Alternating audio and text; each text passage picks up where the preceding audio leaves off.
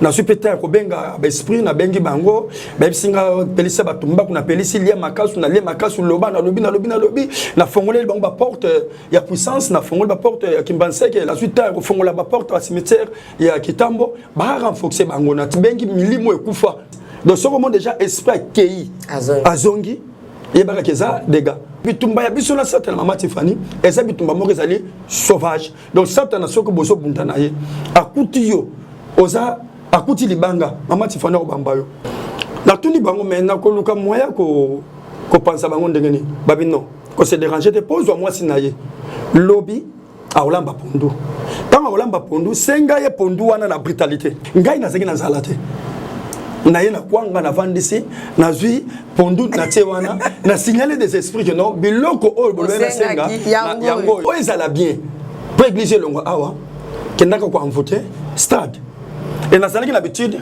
pasteur ngana zo travailler magie ce qui babandi Yesu azali awa mama Tiffany na kozala mutu aliboso ona kokota na église wana na batsaka nanga mais na zo mbalanga ndenge kaka ndenge mzembe omoni mneti ba kofi nani musicien na meneya eyeba nzema moka nzambe ngombe ayebaka kolo na Yesu na le biteke mamola ngeze église mabe et église c'est vrai servante sans nzambe akutana nzambe mais église wana ndongo zo monango bato ba science bakita babatama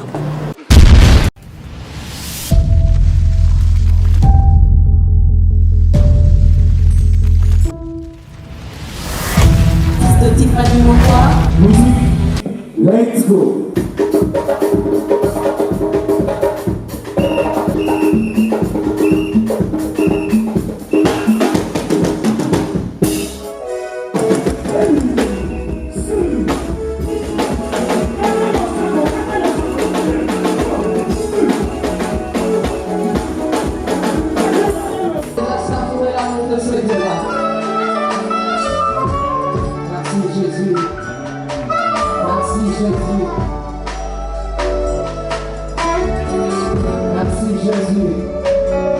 C'est un grand plaisir pour nous de vous retrouver en scène à ce moment sur Nazaréen TV.com, un site qui nous édifie, qui édifie pas mal de chrétiens qui sont partout dans le monde entier.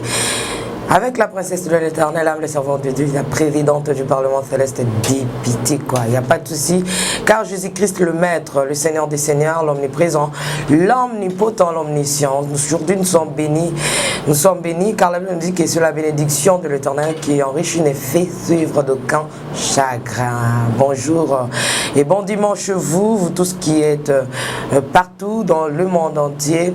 Je disais tantôt que nous sommes vraiment bénis à travers cette émission témoignage dont nous recevons le prophète Josué. Mais avant toute chose, bénissons le nom de l'Éternel à travers ces cantiques, car la Bible nous dit dans toutes circonstances glorifiez les Seigneurs, dansons pour la gloire de notre Dieu, et nous nous retrouvons tout juste après. Yves Bolofa derrière la caméra et Alain Kiakala. À vous.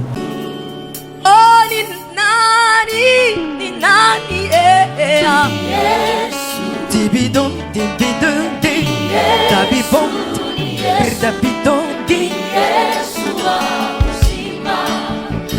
Ninani, tibidon,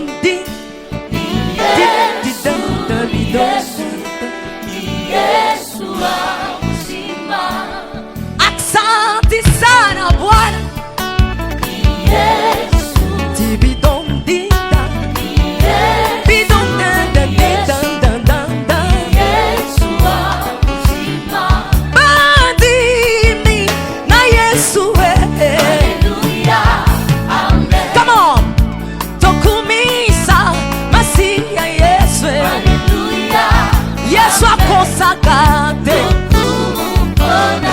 Akosakate Yesu akwakakate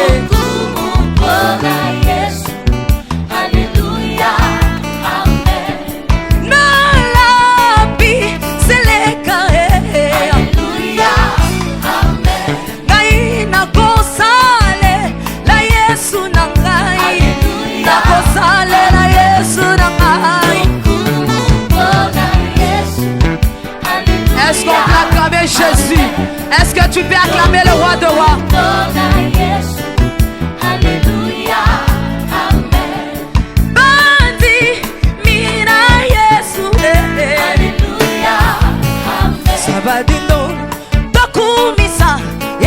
Masia nangai Azana bomoi Yesu azana bomoi Shama azana bomoi Azana bomoi Yemba.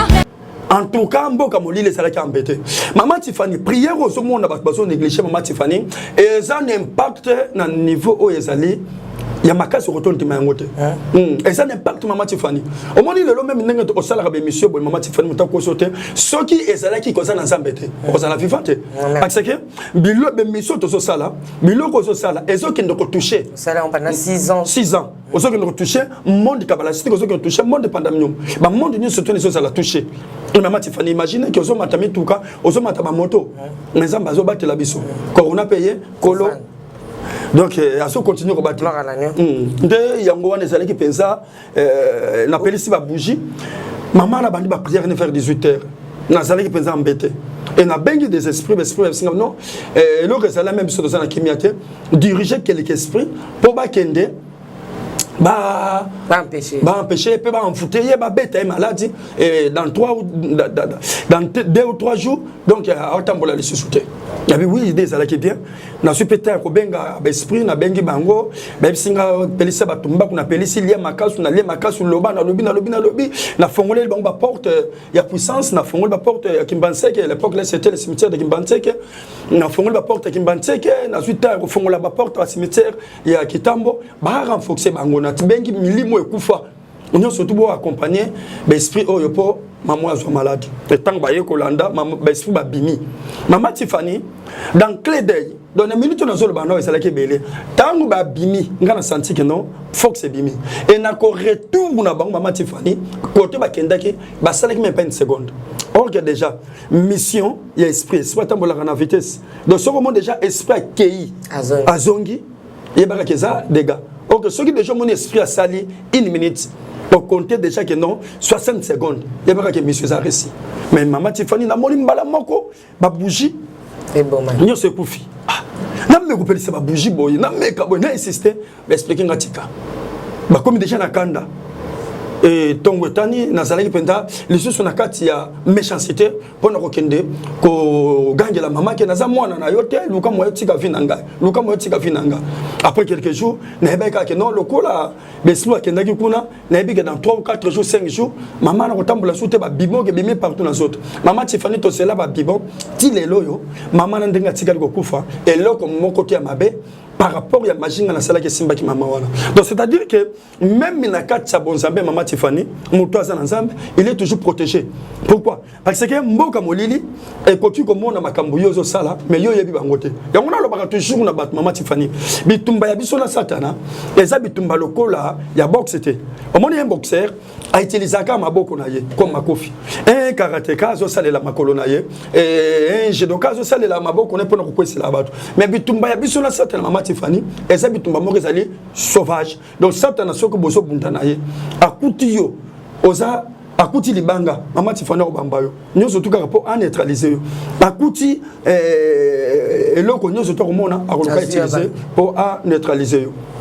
On a continué toujours na kati ya magie, ndenge na salaki ko continuer na ko sala magie et jusqu'à ce que un jour on a dit qu'on travaillait, naïe qu'on tourne à bango, citation maman non, yo se déranger et le mois place wana et continuer toujours au sala qui était ce qu'on a partir en Guélé, bando que le sala babilo qu'on a eu, ndé à partir en Guélé, la comment suko qu'on travaille pas comme moi qui mia mais nanda cause naïe déjà qui n'a horaire à maman wana, ndenge ça de la ranga peine à so continuer qu'on travaille. Et un jour bah yo kotia suko église pelle sur na katia ya lopango et pas na bino et pas na biso et tant ba yo kotia église na katia lopango et comment qu'il sur embêtement côté maman azo kotinda mo azo prière côté boye apôtre Chamwendo aza ko soit peta ya ko sala ba prière na katia ya lopango bon donc comment qu'il komona que non et loko oyo ndenge zo continuer na comment ko sentingande na comment qui perdant vraiment et ceux qui ont lingo sala prière na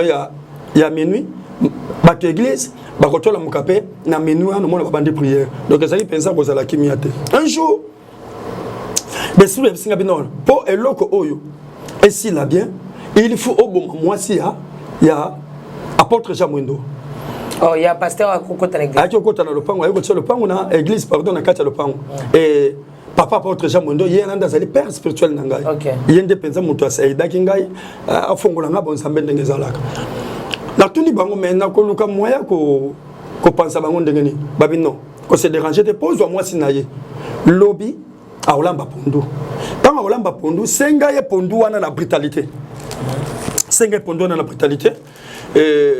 Parce que témoignage et ça m'a quand même n'a habité par toute personne à le bela quand on se dit idée banjoya et na butu to travaille bien non c'est déranger te herbe senga pondu te comme peut faire 15h 16h maman na zola pondu et na telemi pa na mse kanga muyibi ya zalaki église za na le pango na biso le pango elandi apôtre Jean Mondo linzamba limbisanga azai pa na ba possibilité mais bato ya mawape bapesaki kaka ndaku lalaka wana na mwasi na bana bapesaka mwa chambre na place bakanga moyibe zalaki na bengi mama kati na bengi kati entre temps na ziko bengi mama kati aza mukolo penza na bengi kati yaka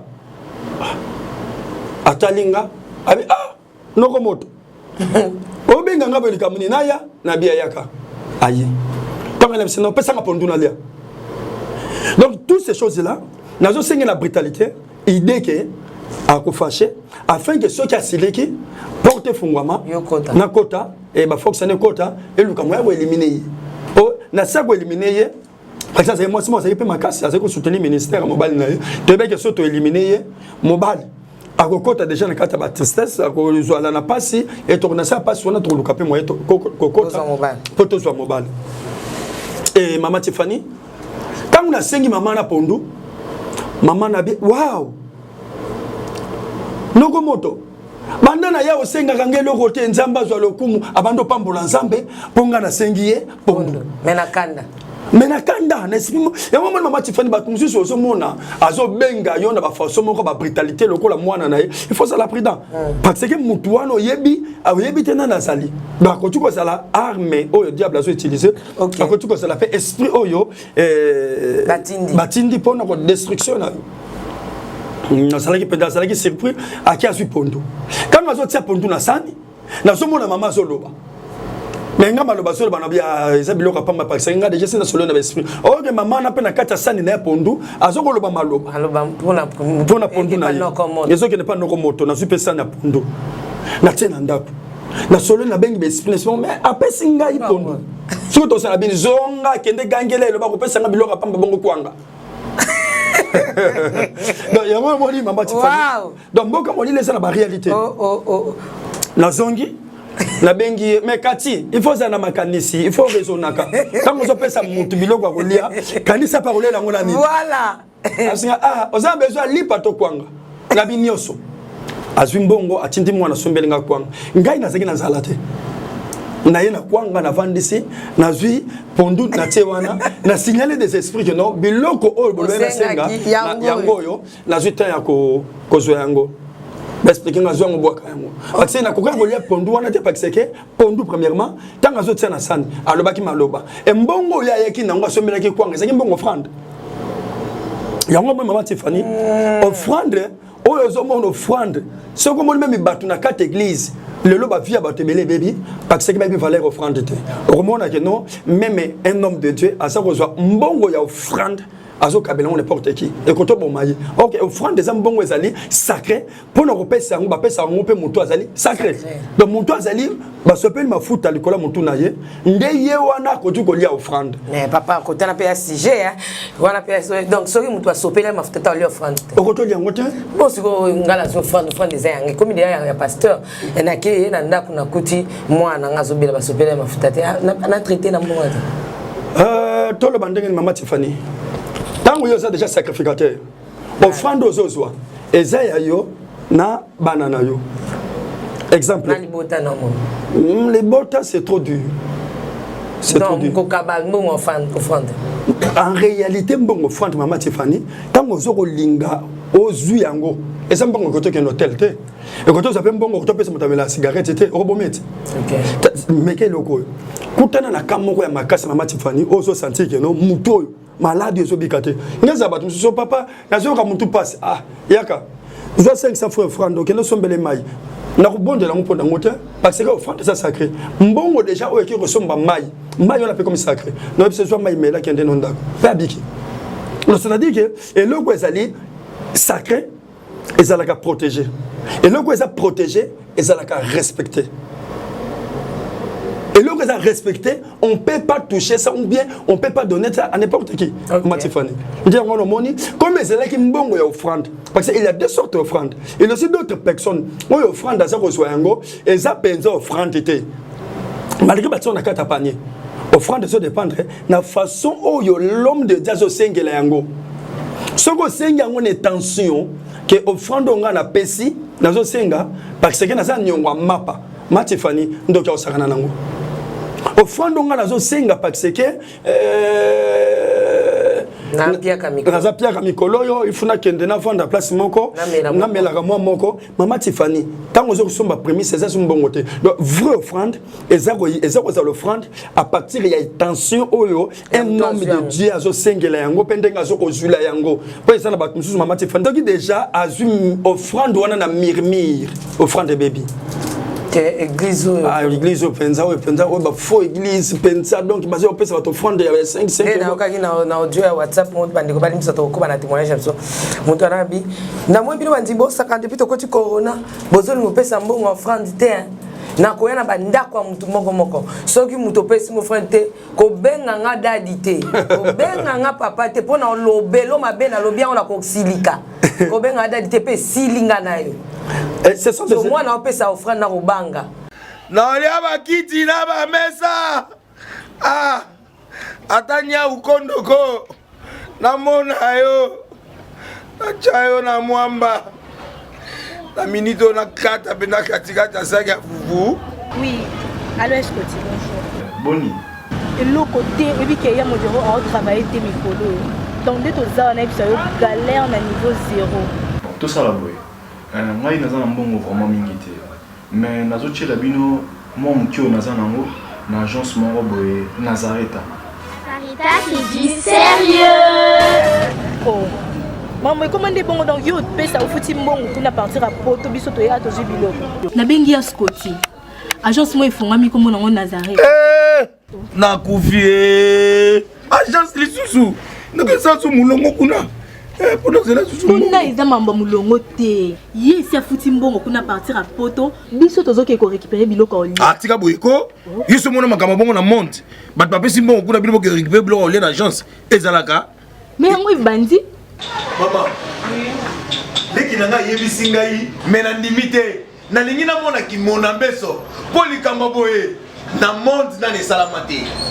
Mama yebisa ngai. Ba pesi mbongo kuna biso to récupérer biloko kolia awa. Ya solo boutique Nazareta, ezali boutique où ezali ya distribution ya ba produits alimentaires. Ah! Na sali poto sunga bandeko oyo même ba oyo bazana na peu de ressources. Comme on a été bandeko on bazana niveau à Kinshasa même avec un petit rien. Donc à partir à $10, $15. Donc si on a un bon côté, nous devons na poto ko sunga yo, a ozika biloko kolia. Eh maman Nazareta nzamba pambola ya bakise mikole belé awa na sena mokili. Et bongo awa tozawa poto yeba adresse awa. La boutique Nazareta est ici à Obungate, toza sur avenue Monkoto numéro 1, direction Elengesa. Face à face na église catholique Saint-Vincent. Ah, direction Elengesa, Monkoto numéro 1, à face à l'église catholique Saint-Vincent. Ah, Saint-Vincent d'école. Bon numéro de téléphone, vous avez monté déjà vous avez nango, on a 3 numéros pour Paris, vous avez un numéro pour la Suisse, vous avez un numéro pour la Suède. Ah! Non. Nazareta. Nous allons la Congo Sili. Julia, ngana kangisa kia fufu. Ya modé, yo bandika na fufu. Oui, pour la Nazareta, dans le système mbimbi, na mbongo shingongo. Bon, ok. Vous allez Silio. Sarita qui dit sérieux.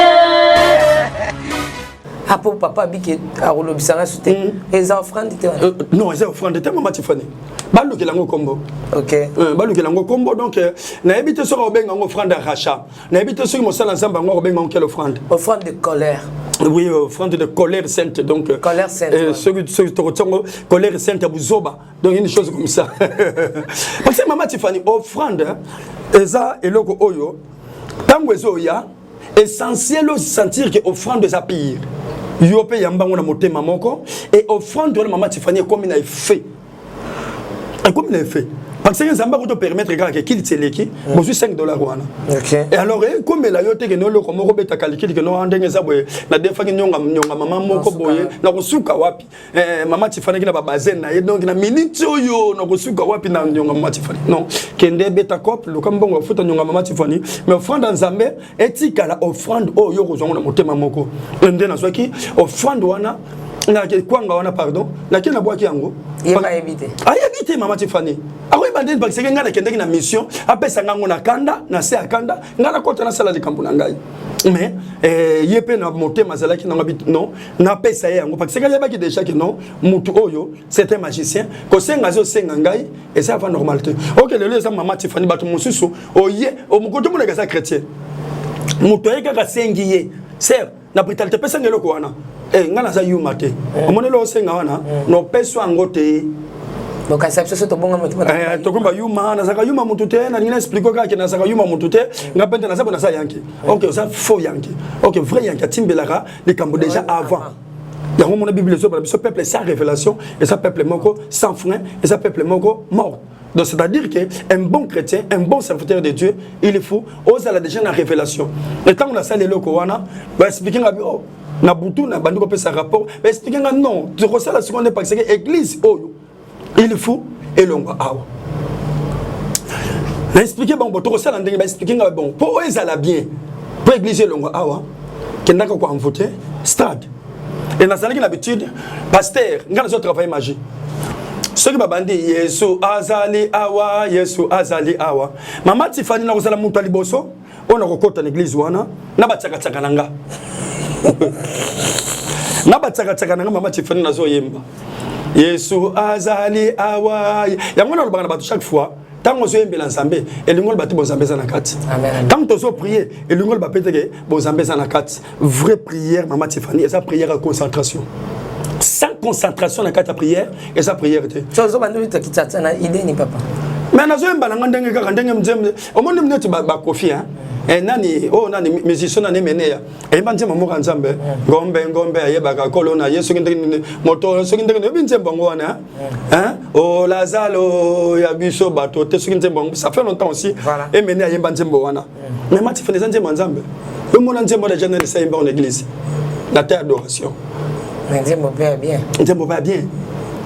Donc c'est-à-dire que mutumsu soyez à côté de l'église n'espère mener ya ayembi kanzembo wana zoemba Yesu azali awa n'esprit mener ayembi nzembo mais ça na mutumsu Maman Tiffany oyo kaka nzembo wana zoemba Maman Tiffany nzembo wana zala puissant Yesu azali awa Yesu azali soki tokolingana yaso Maman Tiffany banzembo moko très puissant. Mais ce qui mutu kaka nzembo wana azuma bolongo na ya tsenase abandonné par une concentration. Maman Tiffany problème c'est un problème à contact entre Lola na mutu akumbami pona ko yemba nzembo wana. Donc tant que so yemba yango si na sa concentration wana nde bonzambe sala ka ekiti. Et ceux qui le kola déjà que bonzambe kiti donc ya vendre te. Parce que la Bible le dit présence en Zambé, présence à Saint-Esprit et c'est l'absence totale yamboka molili. Ndengo monike ndoka ko tu pas côté na quatre église Maman Tiffany boyembi na yepe bosilisi na ya bimia ke na ye. OK. Peut-être qu'il tu wana et ça qui na mutute ou ça qui na capacité ça nini ya ko kitisa bonzambe. Et na kokota na bataka taka na ngai nazako yemba. Kama nazo yemba wana baba obengano te l'église. Maman Tiffany église yango zaki andenge nini? Ya bakangi basaki boy. Et batie baba omoni baba o ezaka kala ya lokola ba city train ya mabaya wana. Sikoyo Amoni bandimika ndenge basalaka po aya avant l'église ayebike kili se bandi moto azobwakisa na ye siko ngai modérateur asa ye moko kuna abeta mbunda ngana osani na na koti na banduko yede bino donc nazo kota wana ngapi nazo ko amvute na ko bomona ka no frère Joshua bando bongo la motema malembe OK monoko motema monoko poto ko église na oyamba bat enzamba tushi omona église na nzambe banda to tshangwa wa ye wana banduko ya yebi misonga na zo elate yebi misonga na zo elate OK nganda na zo ya chaka nanga Yesu azali awa Yesu azali est-ce qu'on a raison na ndingo banda oyela ndenge nazo koyela wana ti nazo tambola pe na kati ya église na batchaka nanga no kovanda na nini na kiti ya liboso la plupart ya bato balokaka bavanda na simate na sima osala musala punda les fois à penza liboso wana nda osala musala na tangu na otambola wana ne tumbelo na tiki auto zo benga master na tiki yango master c'est quoi master to zo benga ngo master donc c'est-à-dire que quelque chose comme un envoûtement. Donc c'est l'envoûtement. Donc na tiki envoûtement place wana. Pour envoûtement au retour tigan na mes pépé, au retour tigan pe na nzete, au retour tigan pe na mabele. Na lobi malobi tika na ngwana. Ke mutunyo so roya to pasteur ndenga okotawa ile ko simbate. Nde na tiki soki na monique 2 ou 3 personnes, 4 personnes ba hier.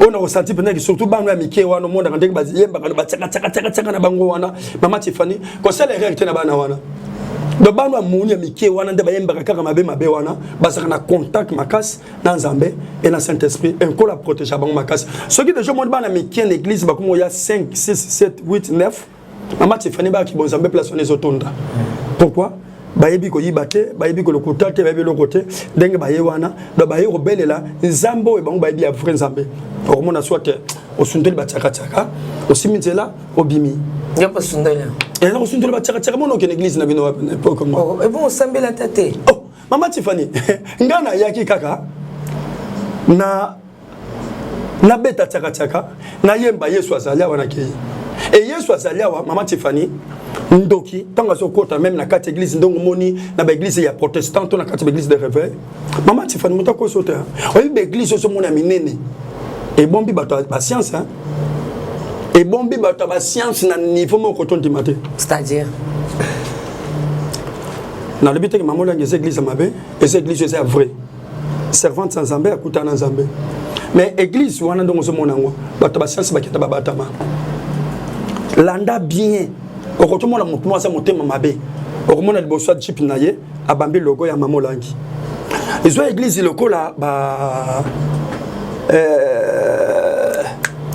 Philadelphie ngone lo nazo expliquer mama Tiffany okono kuta ba science ba batami les lingolo batenge Nzamba zate oyoko zo église lokola ba la borne oyoko zo église lokola ya papa na biso au dépôt ba chapelle de vainqueur et ça l'église Nzamba zanango azali mais oya ko kuta na kati église wana et bombi bato ba science makasi ba vandi wana mais ça partout même na église o ebanité ba bomba bandoki église o ebanité maman ndoki o vanda te église au monde mama Tiffany baza 5 6 personnes donc c'est difficile oyebi bato wana tango baso na kati église wana baza ko ya esprit ko adorer te mais baso ko ya esprit ko louer ndoki o vanda.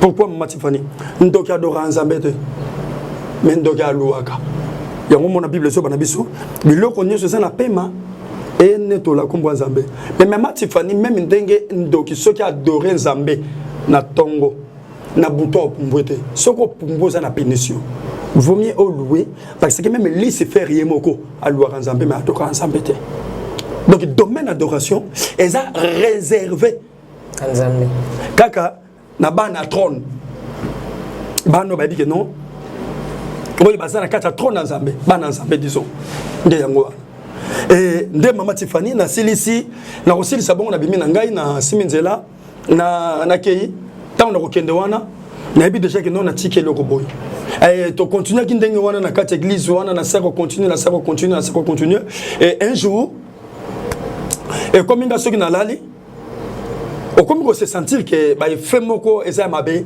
dans le sens que aux hommes on a que bon Nzambe comme ko sala côté eza ko bon Nzambe zo linge kota côté boye on se sentir que ça n'a pas réclamé. Des fois, on a comment qui n'a vendu Maman Tiffany, pasteur en azoté, on ressentit que moi, ma moroboy.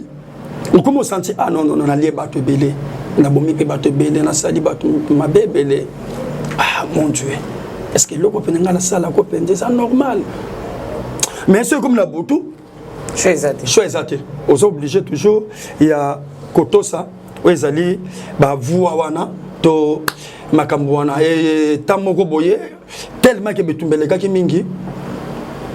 Na comment ils sont envoûtés, ban ya pasteur, ko soit na bango na katia par na katia quartier ko bunda et ko envoûté aussi baser au baser pa na bonzambete et église ya ki ko longwa na katia lopango.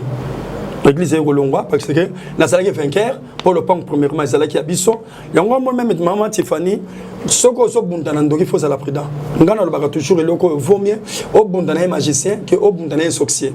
Pourquoi? Un sorcier ce qui est magicien aza mutazo diriger l'esprit mais ndoki yemo ko comme esprit pour nakoloka un magicien ce qui un magicien se combattre au lobby que non démon kende na liezaride mais un sorcier ce ko bengani que la sorcellerie kende tana mutu Maman Tiffany ce que le kolo posala ndako des chambre mo reza voisin ndoki yeba ke bondoki na kende na liezaride et que ndako na ye yango le monde Maman Tiffany donc bondoki et ça l'endurance moko oyo peut-être au koki ko s'attendre na ngote et malembe na comme ko sentir que non na katinanga na comme ko sentir que non il faut penser na bongo la motema na ngai na so se sentir penser na kaka esprit moko ya mabe esprit moko toujours ya ko boma esprit moko toujours que non il faut au pumbwe ou que non ça n'importe quoi ça va.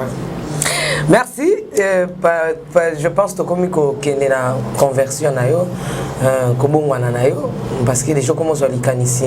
Comment je ne sais pas. Ou bien aussi c'est la personne non, encore même à 5 ou 6. Quand on a bon il y avait aussi des réalités. Ok. Il y avait aussi des réalités. Maman Tiffany, même attendre 5 ou 6 émissions encore. Voilà, donc tous les sous dans 5 émissions, on a prophète, restez toujours branchés dans un témoignage où vraiment vous serez bénis parce que prophète Azo Loba et puis Azo Kufungola makamusus ba réalité vraiment tout ça la raboye ko la zo pesa biso maele ya kotambisa mana l'église oyeba talaka ndoki ngangwa zalaki nokomoto yo za ma pasteur ba ko se biso tout ba mama pasteur basengi opondu obanjo tomboka azandoki akosengela ngani muto ayena kitsaka to bo gagner ba âme. Faut être toujours prudent, les cambo retard. Donc ceux qui battent bien basal bosso de abou na ko pelisa moto. Non comme moto ya kota te pour kuta déjà un kolo moto asa déjà na kati. C'est ça. Siko yo zate moto e pelate mutuka moko. Loko ni moko pelisa moto te. Ce 2-3 personnes voyaient déjà avant. Bo kiti sin kolo moto.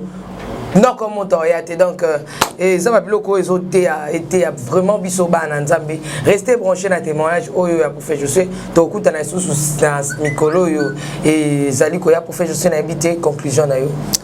Conclusion ezaka que Maman Tiffany bon peut-être ndekomora meka benganga wana pardon. Ameka ko expliquer ngai que numéro ceux qui mutakotu ko soit peut-être à côté de la question ezabiso mi super Maman Tiffany kokola voilà la commission qui a 86 ans 86 ans on le qui Jamal beaucoup ça va ndé pour la Jamal ti le là samba lu kamon pour la bakoko na 0 edenga Maman Tiffany voilà plus 243 99 ngapia je sais qui hein je comme qui me colo yo to zana ngolo manette nanga na yo ngami sunde manette 099 90 65 470 donc plus 243 99 90 65 470 wana pona reçoit prophète Josué yemoko ceux qui mutazana besoin peut-être il y a question pour na ba témoignage maximum ko la pambola yo ko kontu ko swanga numéro wana soit 081 41 88 012 donc ceux qui mutazana besoin il y a kozwa réponse to ba makambo mususu o benginga wana mais ceux qui lokola Maman Tiffany ezaka na ba réalité mutu mususu akoto bando benga yo boye et rien que pour bando finga yo mbala mususu koleka na ba chaîne de notre le Maman Tiffany ça na ba réalité belé yango no moni des fois mutu mususu obenga bandika ko critiquer yo Donc benga pour ozwa peut-être éclaircissement dans les cambos zanango et vous allez penser bien et parce que tous on a besoin que maman Tiffany les Nazariens et Kende Liboso et tous on qui pense donc tous on qui pendant que tous allez là qui donc tous ça la musala en Zambie pour esunga peuple de Dieu. Merci, restez branchés benga musala en Zambie pour na kofingate ou bien obengi na ote ou bien obengi. C'est ça. Donc so obengi za pour le makambo ko pesa le kumu na royaume so moni ko finga benga nga finga e pana ngamo l'otikaye hein dans des collèges ça va tata limbisa bango ko ba mambo salati ngamo pa na ne kuluso na so pa makila le muto alinga finga pour faire je suis finga e awa benga ngamo ba no finga po ngamo na misana mafinga poko fingo ba finga ngai so ezaki muto akima radon atiki musala likwa ko finga mais natika mais tel meza musala oyo nayo mto finga opesinga ngote nayo pe mto féliciter opesinga ngote yango nazawa comme Abakouk à mon poste jusqu'à ce que la prophétie va se réaliser certainement. Voilà pourquoi jour pour jour le Seigneur reste Ebenezer. Est-ce que papa Guy Labala na kosi maman Mariam bien mais na kosi maman Lauriane maman Lauriane Déborah Labala na kosi maman Louise Nekab ma sœur de tous les temps de chaque instant Nathalie Mosibou maman Nitane maman générale Losako donc na maman Marie-Claire Karawa bande connaît stopé sivino ba big salutation est-ce que confinement côté la bino sili so sili signaler biso et ozala malamu mingi kolo apambola bino so qui est passé à zongité neto côté la mikolezo ya ciao non comme sala kona boy mukolo mama na salaka wana bana Israël bazoleka Egyptien asima ngana salaka na katikati kote shosho ba Egyptien bazolaka biso batikali to batikali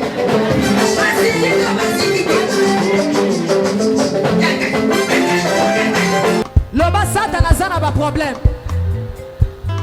oh asimbi kisi asimbi kisi ya likambo ya kisi te yo peke ndo luka kisi na osala nini osimba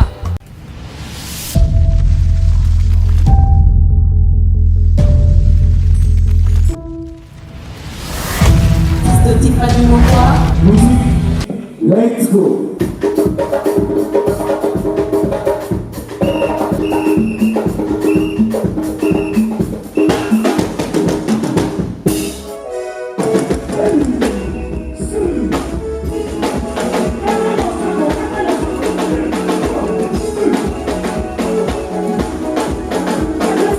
Essa foi a onda,